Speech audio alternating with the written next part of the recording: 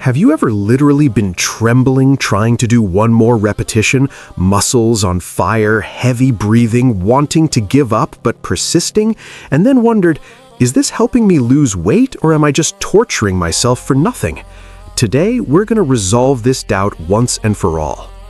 Training to failure is one of those topics that divides many people. Some people swear it's the secret to results, some people think it's the perfect recipe for injury, and most people don't even know what training to failure really means. So let's start there. Training to muscle failure means taking the set to the point where you literally can't complete any more repetitions with the correct technique.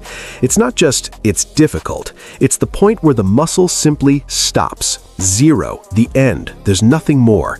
That's true muscle failure. And here begins the first problem. Most people think they are training to failure, but they're not. They're stopping when it hurts, when it gets difficult, when they get tired. That's not failure, that's discomfort. True failure goes far beyond that. Now, back to the central question. Does this help or hinder weight loss? The honest answer is, it depends. And I know you hate it when someone says it depends, but it's the reality. Let me explain why.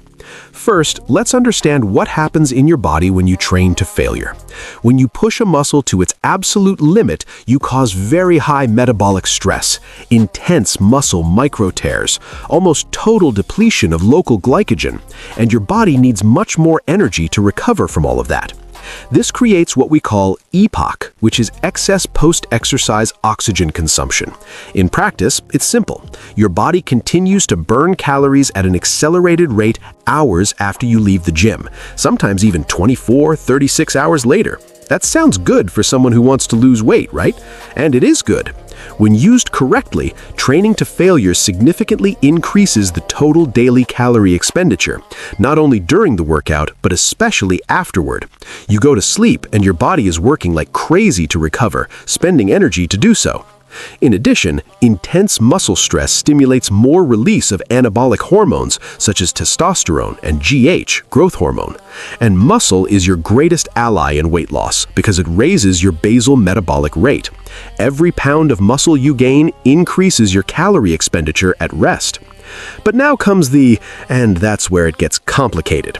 Training to failure in every workout, in every exercise, every week, that's a serious problem. And that's exactly what many people do, thinking that more is always better.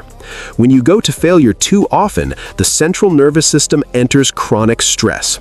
Unlike the muscle, the nervous system does not recover in 48 hours. It can take days, sometimes weeks. And while your nervous system is overloaded, your body is producing excess cortisol. And that's what destroys weight loss. What does chronically high cortisol do? It increases fat accumulation, mainly in the belly. It reduces protein synthesis, meaning you lose muscle. It increases appetite, and specifically the craving for sugar and high-calorie food. And it deregulates other important hormones, such as leptin and ghrelin, which control hunger and satiety. So the scenario is this. You train to failure every day thinking you're accelerating weight loss, but in reality, you're creating a hormonal environment that favors fat accumulation. It's the opposite of what you want. There's more. When you're always at your limit, the quality of your workout plummets throughout the week. You go to the second, third workout of the week still without recovery, you perform the movements poorly, carrying less weight with less real intensity, and then weight loss stalls completely. And there's the risk of injury. At real muscle failure, the technique inevitably breaks down. When you're exhausted, the body recruits compensatory muscles, posture collapses, and then injuries occur. An injury takes you out of training for weeks or months. That really hinders weight loss. So what's the right strategy? Here's the gold standard. Training to failure works very well when you use it strategically. In the last set of an exercise, in the last sets of the workout, 2 to 3 workouts per week at most. Not in all exercises, not in all sets. The smartest approach for those who want to lose weight is to finish the sets 1 to 2 reps before failure. This is called RIR, reps in reserve. You finish the set still with 1 or 2 reps in the tank. This keeps the muscle stress high enough to stimulate results, but without destroying the nervous system. And save 1 set to true failure for the end of your workout in the safest exercise for you. Generally, insulation exercises, those that work one muscle at a time, are safer to go to failure. bicep curls, tricep extensions, lateral raises. Compound exercises like squats and deadlifts to failure are dangerous and unnecessary. Another excellent strategy, the drop set. You get close to failure, reduce the weight by 20 to 30%, continue to failure with the lighter weight. This generates gigantic metabolic stress without so much neural stress. Perfect for weight loss. And don't forget, weight loss happens in the kitchen too. No training strategy works if the diet is wrong. Training to failure creates a larger calorie deficit, yes, but if you get home and eat more because you got intensely hungry, which elevated cortisol causes, you cancel everything out.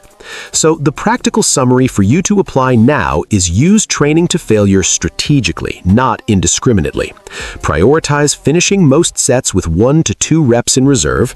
Reserve true failure for the last set of 2 to 3 exercises per workout. Respect recovery between workouts, and keep your diet in order because it is irreplaceable. Training to failure is neither the villain nor the hero of weight loss. It's a tool, and a tool used incorrectly hurts. Used correctly, it enhances your results impressively. So the next time you're on that last set, trembling at your limit, now you know exactly what's happening in your body and whether it's worth going all the way or stopping with 1 rep to spare. This awareness is what separates those who stagnate from those who truly evolve. If this content made sense to you, leave a like, comment what you think, and subscribe to the channel. There's much more content on psychology and fitness science coming soon. Until the next video,